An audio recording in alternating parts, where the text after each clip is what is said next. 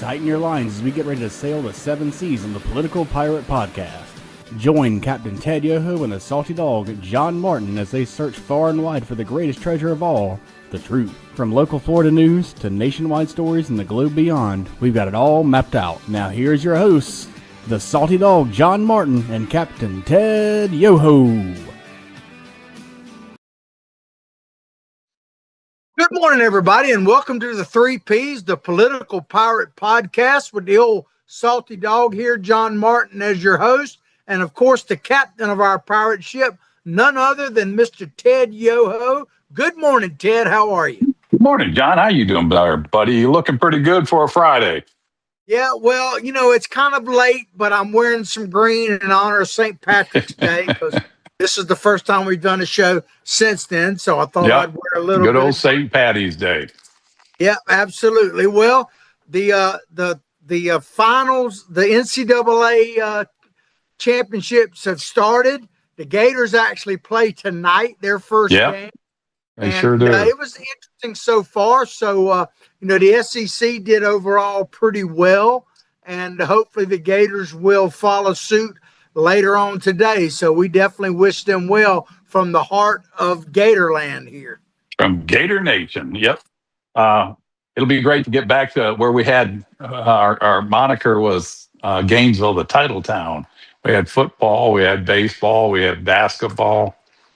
And the Gators are leading the charge, the men's basketball team. Well, a lot of people don't know this, a lot of Gator fans do, but the only program in the university, actual program, not counting club sports and stuff like that we haven't won a national title in is one of them is lacrosse, but we've been to right at the top for a while, but we haven't actually pushed it over. That hadn't been going too awful long, but it's actually women's basketball. Everything else has won at least one title, and most of our sports have won multiple titles. Right. We've got such a great, rich history with sports in the University of Florida, and let's hope it continues. And, of course, the legendary Steve Spurrier. Yeah, on Mondays, if you wonder why we talk so much about the Gators, not only are Ted and I both graduates from the University of Florida, but we broadcast every Monday live from Spurrier's Gridiron Grill, which is in beautiful Celebration Point right off the interstate there. If you've never checked it out, you ought to. Yep, absolutely. Great food, great atmosphere. And the staff, the help is awesome there. So, we recommend that to everybody. Absolutely. And, if we're talking about team sports, if you want to be a part of this team and help us to educate, motivate, and activate people and save this great nation, then make the call there you see on the screen. Call Freddie, become a sponsor of the show, like what we're doing, push it out far and wide. We absolutely want you to be on board and help us push this message. We sure do, John. Along that vein, we talk to a lot of people and they say, well, why should we sponsor you? The main reason, number one, 2 reasons. One is to help promote your business. Number 2, we can drive people to your business. And the second thing is to get this message out, because I tell you what, we are in a war. When we go through the show today, you see what's going on in America. It's splitting, and you're going to have 2 choices. And the only way we're going to avoid something catastrophic, God help if it's a civil war, which nobody wants, is to educate people, get them educated on what's going on, not just here on a national level, but in a local level too. And so we educate, activate, and motivate people.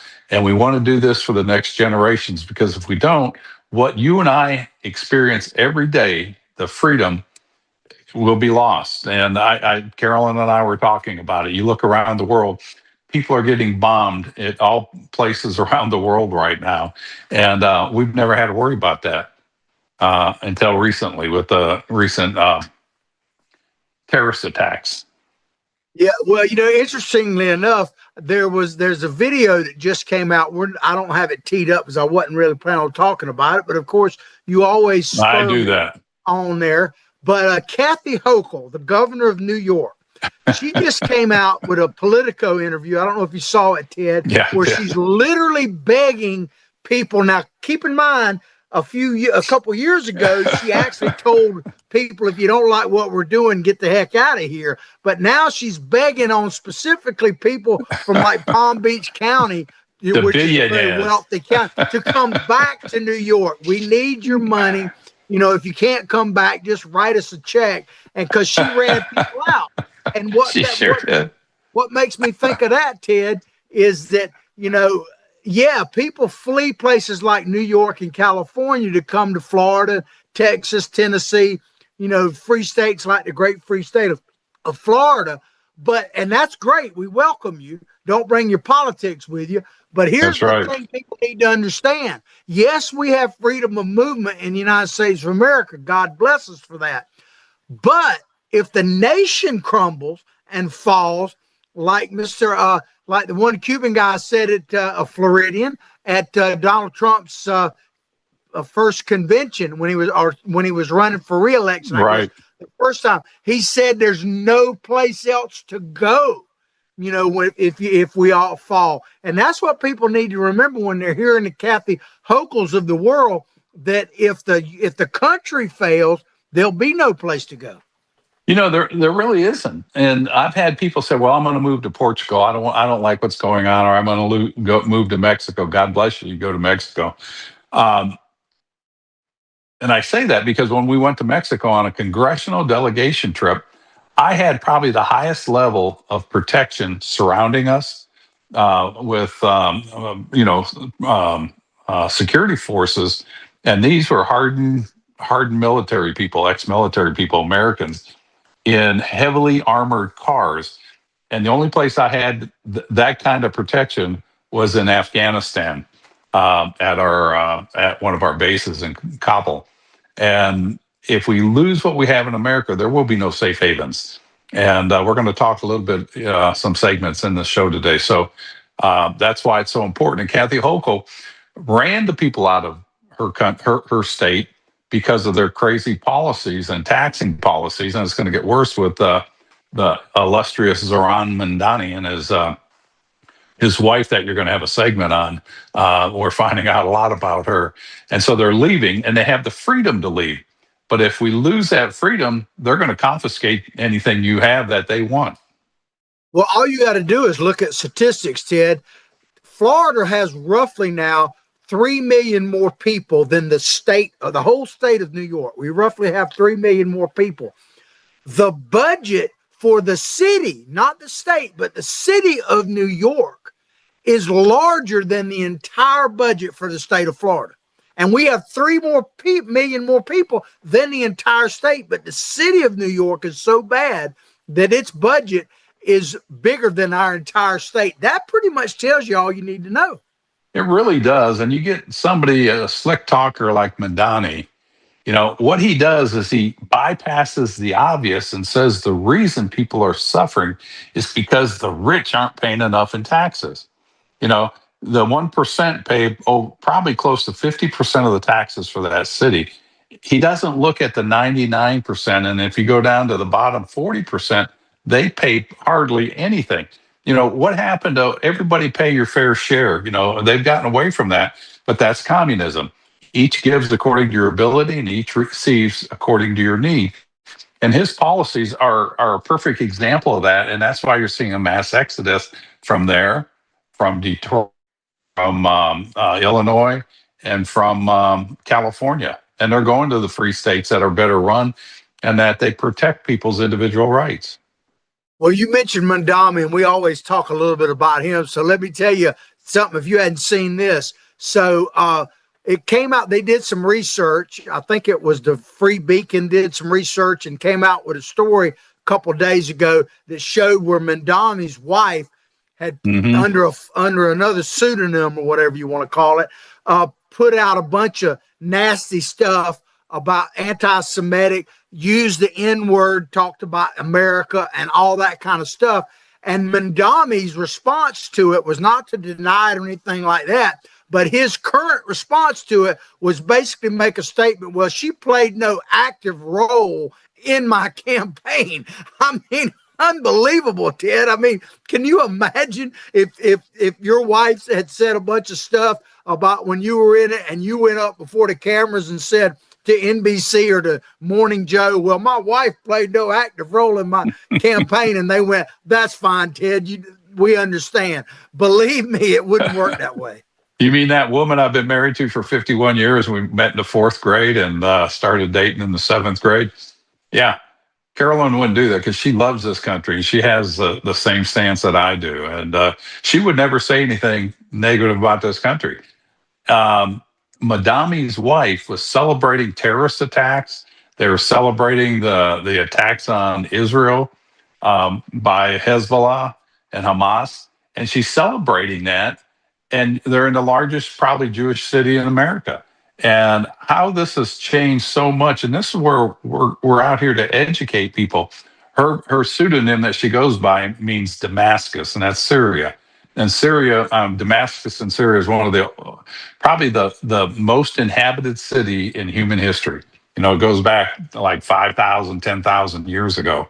And, so that's her handle. And she's put this stuff under there. Of course, they could say, oh, well, she was young. She didn't know what she was saying. Nuh-uh, because her policies and her stances are the same as you do more research.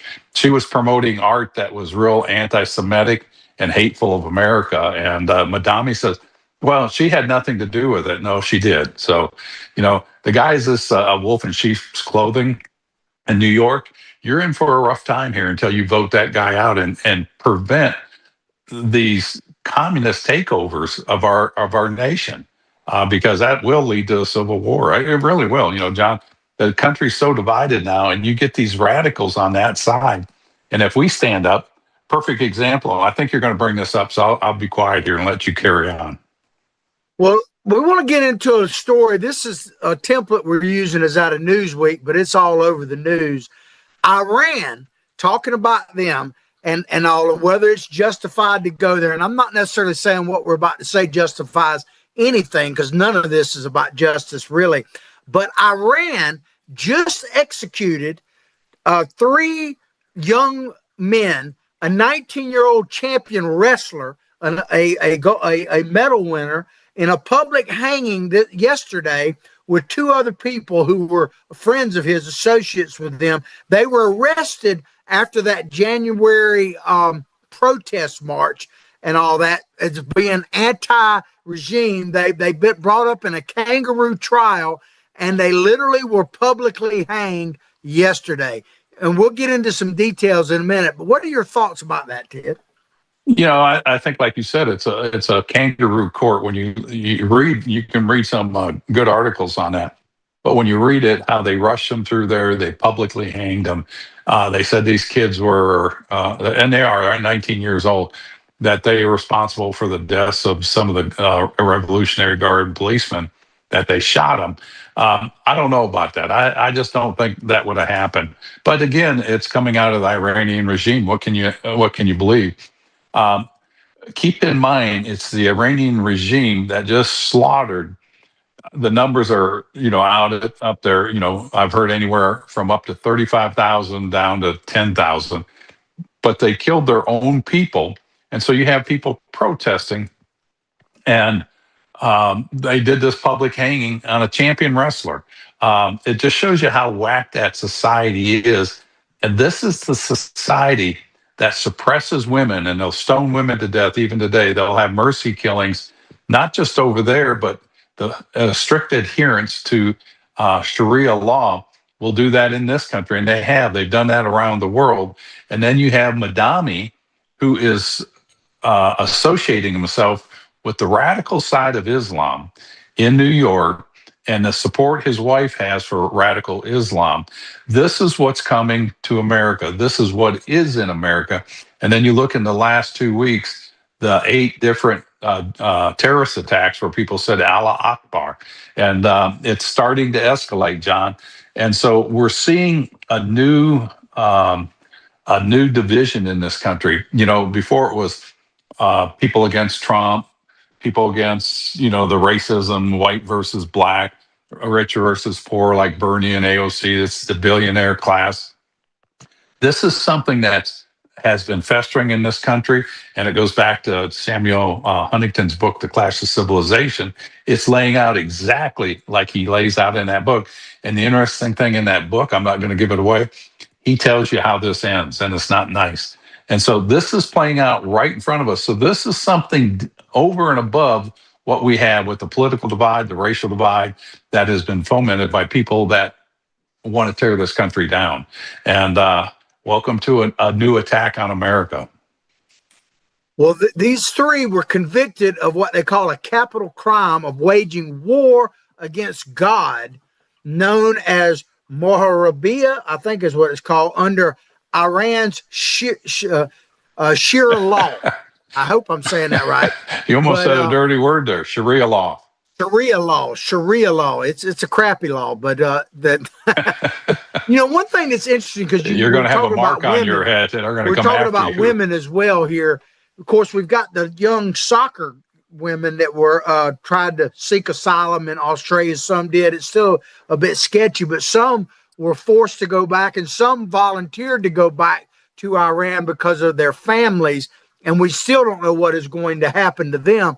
But one of the things that's kind of interesting, Ted, I hope we still have Ted. His screen went off. We might have lost Ted, but I'll go ahead. I'm here. Okay. But my granddaughter's here, and she. Sorry. Yeah, go ahead. I know my granddaughter is lurking around too. She's liable to come here any minute now, so I get it, man. Go ahead. I'm sorry. I was thinking about that, Ted. Speaking of our granddaughters, us couple old geezers like us, I know you're not, but I'm just saying, one of the reasons we do this show is, I think America's going to be okay till our lifetime probably ends. It's still declining, but it could be okay. But I'm doing it mainly for my grandkids. Really, if the truth be known, I speak out. Absolutely. I enjoy it, but it's more about my grandkids. I mean, if my life ends tomorrow, and I hope it doesn't, that I've been a pretty good life. But my grandkids are just getting started. Yeah, this is not an exercise we do on Monday and Fridays just to make us feel good and take up time because we have nothing to do.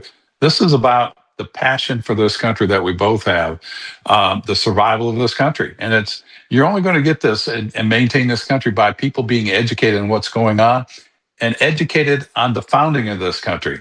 We had some great founders. Were they perfect people? Absolutely not. They were flawed just like everybody else on the planet except Jesus Christ, who was, the Son of God, perfect human being. But what happened? They stoned him and they crucified him. And so this is really for that next generation, because as you alluded to earlier in the show, if we lose America, there is no safe haven. You can go to Portugal, but you think they're going to look at expats from America favorably? And I know you got that segment on Winston Churchill, and we'll talk a little bit more about that. Well, while we're on the subject of Iran and terrorism to their citizens, and we were just talking about men, but I want to bring it back to women for just a second. One of the things, you see people, and in general, Iranians that are in America, that you don't see them speaking for the current regime in Iran. It's pretty rare for like MS Now or one of them to actually have an American Iranian or an Iranian living over here speaking opposed to attacking Iran. And you never see a woman doing it because women don't get to speak much in Iran at all. But the women that I know, and I know a few of them actually, and have interviewed some on previous shows I've done, they are extremely outspoken about what's going on wrong in Iran. You'll not find more advocates for freedom than Iranian refugees or people who were born here, Iranian women. I mean, right. They're probably the most outspoken against Islamic fundamentalism as anybody on the planet. No, I agree with you.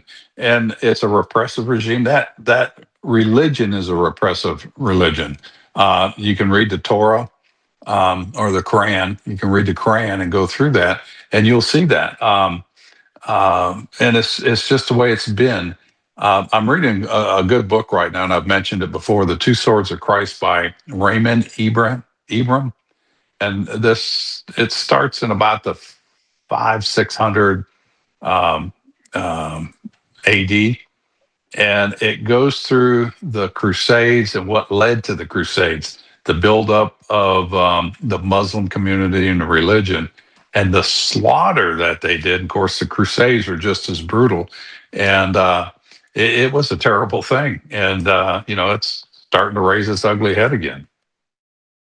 Yeah, well, one of the interesting things that is going to happen, I don't know exactly. I know they're starting it today, and of course, there's the time difference between here and Iran. But there's this a celebration called the Nowruz. I hope I'm saying that right. It's a Persian word that translates into the new day. It's basically centered around the spring equinox, and it is big in the Persian world. And Iran is one of the number one countries that celebrates this. It's essentially their new year for this. And normally you have thousands of people out peacefully celebrating all over Iran. It's going to be really interesting to see what happens, because we could have an uprising. We could have nothing happen. They may be scared to go out, or there may be a massacre. The next couple of days in Iran potentially could be very, very interesting.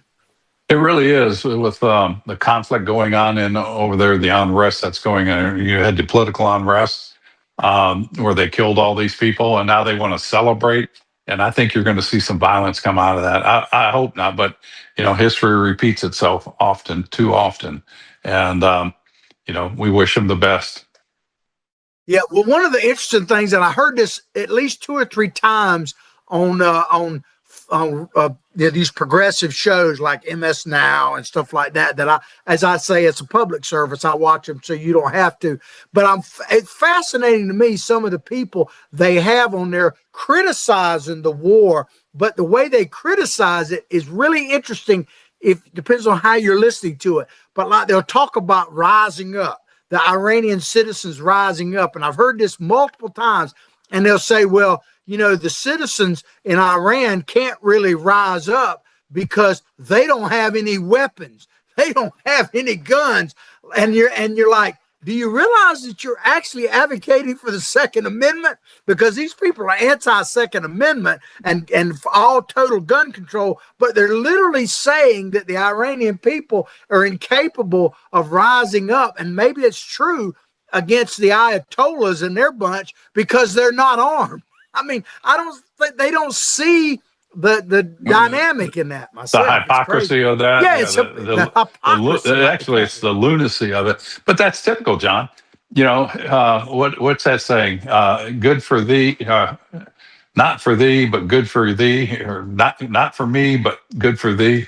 We want your guns. We want to have guns, but we don't want you to have guns. And it is, well, that's the only way a repressive regime can stay in charge, and that's the same way in China.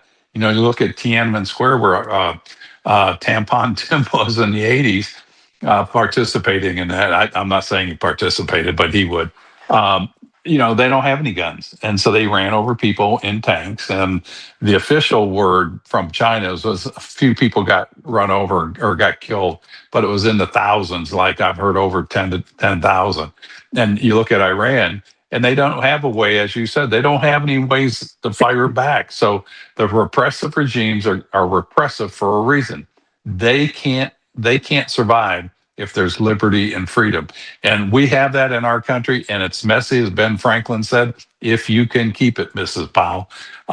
It is a messy thing, but it's the best thing on the planet. We can make it better, but the direction we're going is not making it better. And that's why John and I are here to educate you.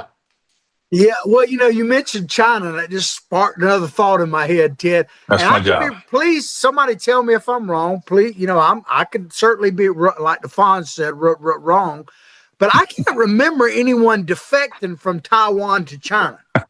I don't remember, there's never been a bunch of people jumping on a boat heading to mainland China from Taiwan. And I don't think there's a whole lot of people defecting from South Korea to North Korea. And you don't see too many people trying to go from Miami to Cuba defecting wise. They might sneak over there to try to shoot somebody like they did recently, or illegally fishing or bring some people back. But it's interesting where people try to defect to. You don't see too many people trying to do that. No, the only one I can remember recently was, like you said, those guys that were in the boat that left out or left, I think, Big Pine Key going over to Cuba, and they got annihilated. Cuba wasn't going to put up with that. I think those are true freedom fighters. But the only other one I remember is the military veteran or active military that defected to North Korea. Because he had charges against him in America, and he's like, "Well, I don't know what that guy was thinking about. I'll go to North Korea. That's a good place to go." And they returned him. I think I can't remember. It's just lunacy. You're absolutely right. Nobody flees to a repressive regime unless they're repressive in nature and working with that regime. That's why. That's why what we're going through is so painful in this country. And I sent you that video clip of Jim Jordan, where he was just talking about Republicans versus Democrats, and the dichotomy that he pointed out. In the end, he goes, "They're just crazy. They are standing for everything that's against America, and they're just on the wrong side of this." And that's what's painful, because in this country they have the right to choose that, but it's also tearing this country down, and it won't be accepted. It won't be tolerated. Yeah, well, one more thing about like North Korea before we go to break, and I'm always quite the jokester, but it's pretty serious at the same time. One thing about it, you don't have to worry about like Ozempic and those kind of weight loss Wegos or whatever. Yeah. If you want to advertise on us, you could. By the way, I'll mention your name, but I'll give you a free one now. I don't think they sell a lot of that in North Korea, because North Korea actually invented a weight loss program long before all of this came out, because they just don't feed you. You don't eat, Well, it's that and parasites, intestinal parasites, keep you warm. I remember a while back, it's been at least a decade ago, I saw a thing where the average defector from North Korea to South Korea, the average weight of a grown man was like 103 pounds. Right. Which tells you a lot. Now they don't eat much there, so they don't have a big market for Ozempic there. Well, you brought up North Korea, and I think this is something that people really need to put a lot of thought about and think about. You look at Iran, death to America for 47 years, burning our flags, burning the effigies of our presidents. Death to America. The only other country I know that does that is North Korea. So what is Kim Jong-un and his sister, what are they thinking? Are we next? And if so, are they the ones that are going to be preemptive in their next move? This is something that we really have to think about and really consider. There's just too many things going on. I don't know if you've seen the military base that got the drones flew over March for about a 2-week period in March, and they were going over the military base, low altitude, and they were traveling in like clusters of 12, and things are ramping up, and our military could not jam the signals on those because they had such high-tech stuff in there. So things are escalating, and could that have come from North Korea because they have the technology, whether they created it or it came from Iran, or if it came from China or Russia? These are all things that are escalating now. And, at some other point, we talk about the bioterrorism threats that we know are going on, that we're working to prevent and harden our system. But these things are escalating now that we've not seen in the past.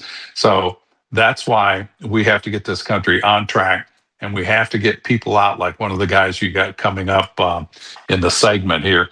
They just have a hatred, number one, for Trump. They have a TDS problem, and then they have a hatred for this country, for what it stands for. Absolutely. Well, we're going to take a quick commercial break. Remember to make that call. Call Freddie you see up there from time to time. Join our winning team and help us keep this message of educating and motivating and activate people. Take us to break, Ted. And that's exactly what we want to do when we come back, is just educate you about some of the things that are going on. And we talked a lot about world politics, and it really is where the world goes, or whatever happens at the federal level will affect us here. And we want to keep the emphasis on all that, and local communities also are really where local politics is, and that's where it's closest to the people, and that's why people have to be educated. We'll see you after the break.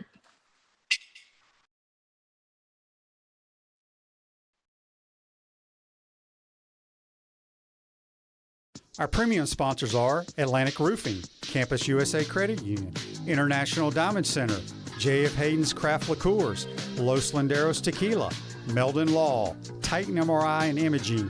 Ever dreamed of catching a touchdown pass from Tim Tebow or Danny Werfel, or taking a handoff from the legendary Steve Spurrier? Then you need to join the Florida Legends Experience on Monday, March 30th at the Alachua County at Celebration Point. You'll receive a personal video of your touchdown and a football signed by the Gator Legends. Enjoy an unforgettable day of Gator greatness while supporting the incredible mission of Isaiah 117 House. Tickets are limited. Get yours now at FLLegends.com. That's FLLegends.com. Don't miss your chance to be a part of Gator history. And we're back to the Political Pirate Podcast, the 3 Ps with the old salty dog here, John Martin, and of course the captain of our ship, Ted Yoho. We went to break. We showed you that commercial. That was from Spurrier's Gridiron Grill, which is in beautiful Celebration Point. Check it out. Go in and visit them. And they're having a look online. You can find out this. They're having a very special event coming up there where they've got 3 Heisman Trophy winners, Danny Werfel, of course, the whole head ball coach, Steve Spurrier, and Tim Tebow are all going to be there at the same time for charity, signing footballs and everything else. Check it out. You won't regret it. Right. For sure. That'll be a great time. Absolutely. Well, I want to switch gears a little bit, Ted, because one of the things that's really kind of amped up, if you will, it's been around for centuries, literally, probably thousands of years, but this whole, beyond just anti-Semitism, this whole concept that Israel is secretly dominating the world and that the Jews secretly orchestrate everything. And I'm not even trying to necessarily deny that, because there are things that are out there that I don't understand. But what really gets me is this idea that Donald Trump, and we're going to show a video later in the show that pretty much shows what I'm talking about, but that Donald Trump is somehow doing all of this out of either intimidation, fear, or whatever from Israel and, of course, Netanyahu. My title is Israel Made Me Do It. What are your thoughts about that in general? And then we'll talk about a couple specifics. Well, I mean, it's the popular thing now to be anti-Semitic. And, unfortunately, history repeats itself. And we have to look at where we are. I don't think people walk around thinking, oh, the Jews did this. That's why I'm suffering today. But the left will spin it that way. And I just think this is something the media is off base. They're running this narrative, and people are buying into it, like Tucker Carlson or Candace Owens. And this is wrong. This is not helpful for anybody. It is, everybody talks about Islamophobic or xenophobia. This is no different than that, but it's the popular thing to do right now. And I don't understand, because our values and the founding principles of this country can be traced all the way back to that Judeo-Christian relationship that formed the Christian nation that we are. And we've got to get this right. If not, there's going to be a lot of bloodshed and pain.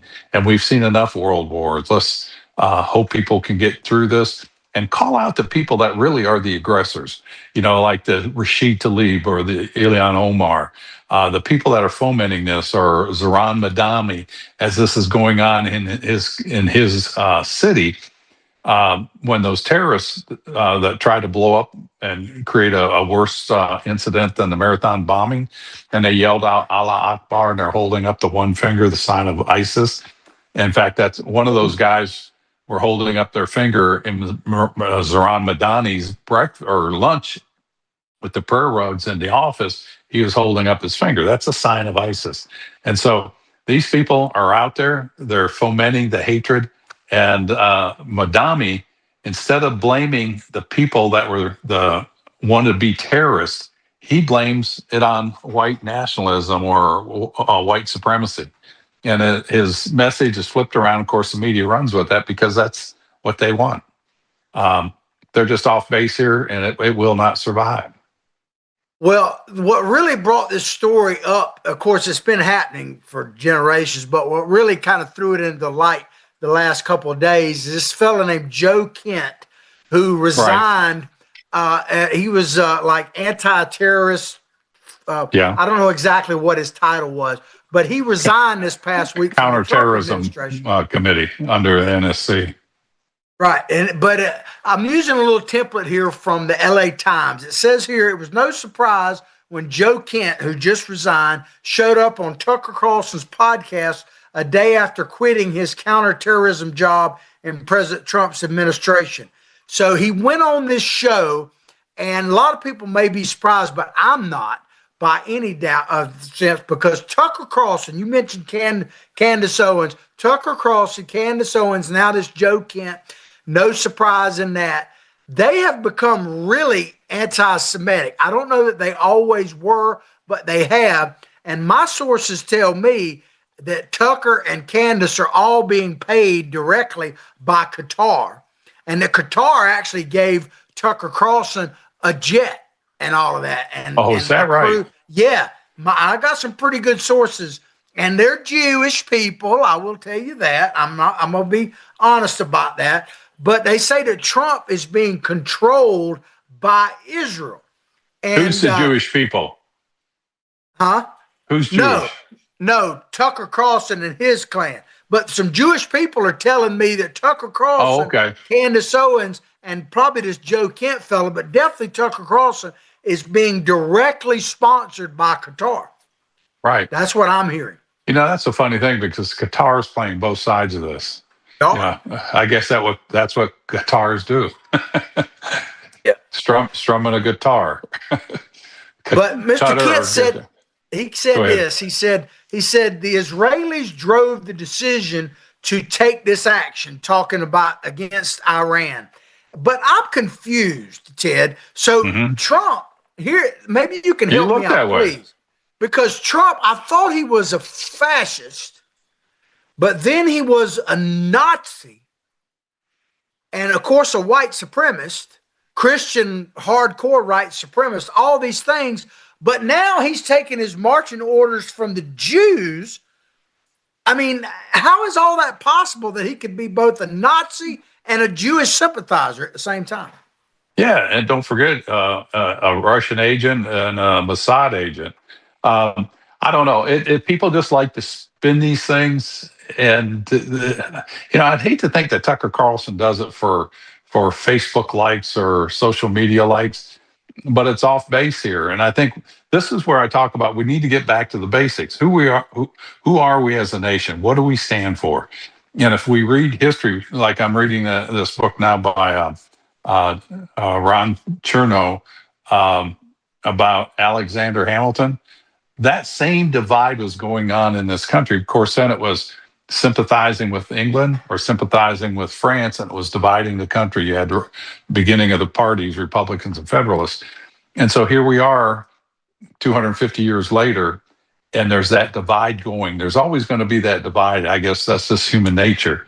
But these people, time will tell, this will play out, and America will come out standing, and there'll be calm in the world again, and liberty and freedom will reign. Yeah. I'm quoting from this LA Times article right here. This is interesting to me. It says the Iran war is poised to continue fracturing right-wing media. In other words, they're saying that people like Tucker Carlson and Candace Owens and that. So I'm a bit confused here. So the right-wing media is now the anti-Semitic, but what about the left-wing media? Because wasn't it one of your colleagues in Congress, Rashida Tlaib, and some of those that literally took Israel off the map inside the Capitol and held it up and celebrated it? She's hardly a darling of the right wing. And if you look at the right wing media, I mean, the left wing media and all of that, all they show is the latest flags that the left is marching with, the Palestinian, anti-Jewish. I never see them showing a bunch of pro-Israeli leftists out there. I mean, or an help me, American Ted. flag, or an American flag. Yeah. God forbid they fly an American flag. Unless And it's this being is, burned. yeah, really, uh, it is. And this is playing out right in front of it. We're seeing history right now. I mean, it's a significant point in history that they'll look back on and say, "Wow, I can't believe that was happening right then and there," but it is. And Tucker Carlson, I think he's just trying to find a home where he's popular. Um, um, you know, and for them to attack, I know you've got that segment coming up on Trump, and I think this probably says enough about the Iranian conflict we're going through right now, and the stance on Jews or the Israeli nation. With his stance, because this had nothing to do with Jewish people when he did this interview. Yeah, well, Ted, and I'm sure this will be somewhat controversial to some people, but there's been this dialogue for over 1,000 years, let's just be honest, that the Jews actually have some big Jewish conspiracy and they're literally pulling the strings of the world, even to this day, and been doing it forever. And I'm not even necessarily saying that there isn't some actual truth to that. Hear me out on this. But I wonder, is it some kind of conspiracy, or could it be that they're just better at a lot of things than other ethnic groups, including old white dudes like me? I mean, if you think about it, Jewish people are a bit cliquish. I'm not knocking them. They are. They tend to group together. They tend to support their families and one another. They tend to be pretty good at business. And, is it a conspiracy that they, quote, control Hollywood? Or they just know where to invest their money? Is it a conspiracy that they control diamond markets and like that? Or are they just better at it? I don't know. To me, my experience with Jewish people is that they just have certain characteristics that are passed down from one to another that just make them more successful in everything from science to economics and everything else. Yeah, I mean, it's been going on for over 2,000 years. They've gone through trials and tribulations that has kind of forced them, like you said, to be cliquish. But I don't think it's any different than any other group. You've got the Florida rednecks. You've got, the liberals of a city or San Francisco. They're very cliquish. They being the Jewish population, just happens to be a tighter knit. You look at the Mennonites. You look at the Amish people, they're cliquish, they're clans. So the Mormons, same thing. You can say it with Catholic. It's just that the Jewish people have been persecuted throughout history. And it would make you a little nervous and you work harder to become more successful. I mean, you look at the Einsteins, Gershwins, you look at the accomplishments that so many Jewish people, and I'm not defending the Jews. I think they can stand on their own merits. And I think people, being a small nation of Israel, they just take a lot of hits. And when you have people like Tucker Carlson or Candace Owens that have big followings start attacking them, and then you get people like Kent that just retired or quit, Mark Kent, I think his name was, from the National Security Council or counterterrorism. When they go out there and say this is in the hands of Israel, the media is going to run with that, John, and they're going to divide. And I think they're on the wrong side of this. Yeah, well, one of the things that always, and I got many Jewish friends, but one of my good friends, and he's an Israeli national, but he's an American citizen now, and I'm always teasing him about stuff. I always say, look, all I ask you is if you ever get the chance to choose another place, like they supposedly chose Israel, and this just shows maybe they're not as sharp as you might think or conspiratorial. Why don't you choose a place that has oil and water? You know what I mean? In other words, they chose Israel, that has the only place in the Middle East that has no oil and no water, basically. And, so maybe it's because it's their ancestral homeland. But I tease him a lot about that kind of stuff. But, I want to show this meme, if you will. It's a saying from Winston Churchill. Well, before you go there, that is the bedrock of the Jewish nation. Israel. That's where Jesus Christ was born. That's where it all started. That's where all the religions, the three great religions started. And so, yeah, I can see why that, because I asked that same question. We were on a foreign affairs committee, and I says, why in the heck did you pick an area that nobody likes you? But it's because that's their heritage and their, home. Yeah. Go ahead.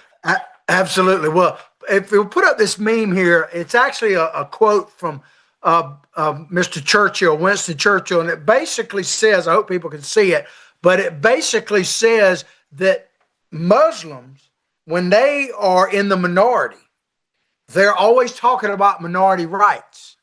But when they get in the majority, there are no minority rights. They solve that problem. And I say all that to say, if you look at the Middle East, there's really only one country in the entire Middle East that protects minority rights regardless of religion. And believe it or not, it's the state of Israel. It really is. And people need to realize that. Again, read books that are out there. The one I just mentioned, The Two Swords of Christ by Raymond Ibram. I mean, he goes through the history of the Muslims versus the Christians and the Jewish. And this is something that's going on. And what you just pointed out, that's the only nation in the Middle East that protects the rights of Christian, Jews, Muslims, and allows them to practice their faith. And you're not going to go into Saudi Arabia or Qatar or the UAE and practice your religion there, because they won't allow it. So people need to wake up. And the other thing is, you look at Iran's been wanting to destroy us for 47 years. The only backstop we have in the Middle East against that is Iran. Is Israel. Has Israel been planting IEDs around the world and blowing up American servicemen? I don't think so. It's all been through Iran and the proxies and the people that are funding them, helping Iran, Russia, North Korea, China. Well, this is probably controversial, Ted, but if this is a big if I had to say, okay, we're going to put you talk about the Jewish conspiracy.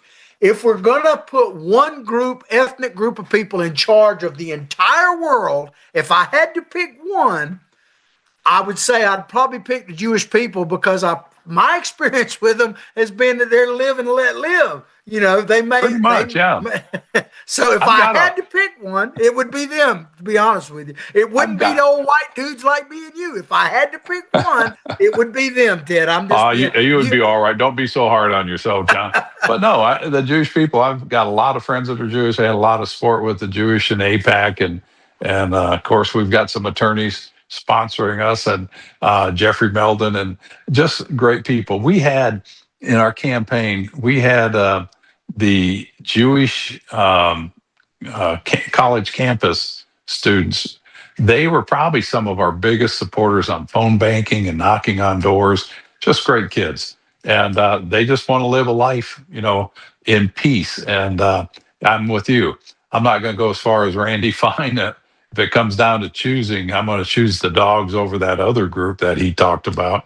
But yeah, I think so. We've got a common bond. We got a common history, and I look at him as our little brother, the Jewish nation. Well, we got a few minutes left in the show. I want to kind of switch gears a little bit, because one of the things you hear about Donald Trump, especially about Iran and all, is that he has no plan. He's just flying by the seat of his pants. He's just making it up as he goes. I want to play this quick video by Mark Kelly, and then we're going to come back and go right into this Donald Trump video from 1980. Let's play Mark Kelly real quick. Really anticipated well how this would go. He didn't have a strategic plan. He didn't even factor Russia into this entire calculation. You were talking about earlier how the Russians are going to benefit from this, and I can't imagine there was any thought to the war in Ukraine between Russia, because, we have a president that doesn't think strategically, and he doesn't seem to know all that much.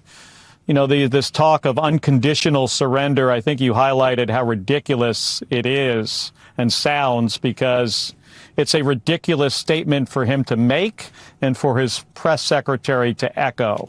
I don't think this president really anticipate. Well, there you have Mr. Kelly saying that Donald Trump has no plan and he's not a thinker, all of that kind of stuff.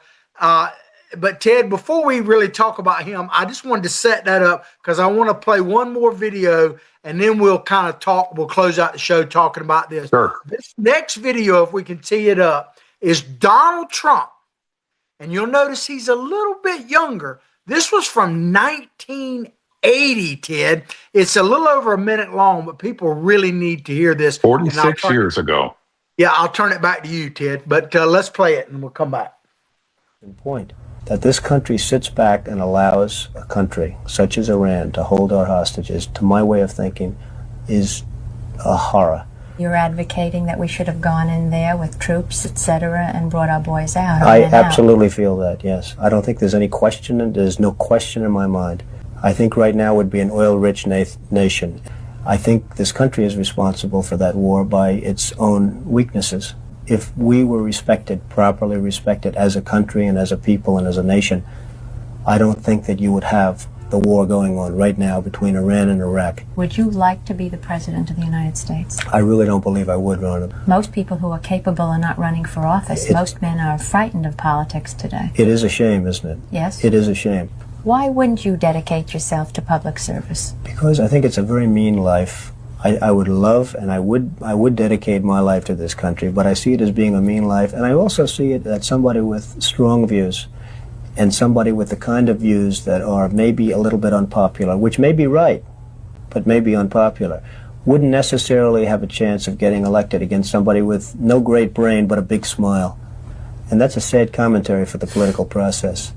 Television, in a strange way, has ruined that process, hasn't it? It's hurt the process very much. But if all the men are like you, then when are we going to get somebody who might be good? I don't know. I hope it's around the corner, but I don't know. If we had the one man, and it's really not that big a situation. You know, people say, well, what could anybody do as president? The one man could turn this country around. Ted, if we had one good man, it could turn this country around. Give us your thoughts on what Mr. Trump said. Well, I want to drop back to Mark Kelly because he said Trump didn't have a plan. He said Trump doesn't have a plan. He's just kind of roughshotting this, running from the hip, shooting from the hip. Trump has been formulating a plan since 1980, if not before then. And so for 45, 46 years, this has been smoldering. He's been thinking about this until he decided to get into the presidential race in 2014. So Mr. Kelly, he does have a plan. You may not like his plan, but that doesn't mean he doesn't have one. And Mark Kelly, he's just he looks like an angry, he almost looks sinister in the way he talks, the way he berates people. And, you go back to that commercial they did. So Trump does have a plan because he talked about Iran back then. And it's been fulminating and getting stronger and stronger, the strength of Iran, the rhetoric coming out of them, the nuclear arsenal. And keep in mind, and we talked about this all the time, if a peaceful nuclear program was peaceful, it would be out and open. When it's clandestine, underground, it's for nefarious and for military reasons. Trump has seen this. They're at a point, we can talk about going in there the way he did, but it was going to have to be dealt with. So would you rather deal with it sooner or later? Let's get behind this president. Let's support him and the American servicemen and women, and let's act in unison as Americans. Bring this history of Iran with the Ayatollahs and the terrorist activities that they've done all over the world. Let's bring it to an end and move on from there. Yeah, while you were talking, I was thinking about what Trump said in part of that video where you spur a lot of thought in me, Ted. I appreciate that. But it says our weakness was to blame. He's talking about Iran and how they got the hostages. But if you stop and think about it, if you look at the trajectory of the United States, right up until after Vietnam is when we really started, maybe the Korean War, but certainly Vietnam. America was out front leading the world. Whether we wanted to or not, we were, because World War II kind of drug us into it, all that kind of stuff. But the world was making steady progress towards worldwide freedom while America was in the front.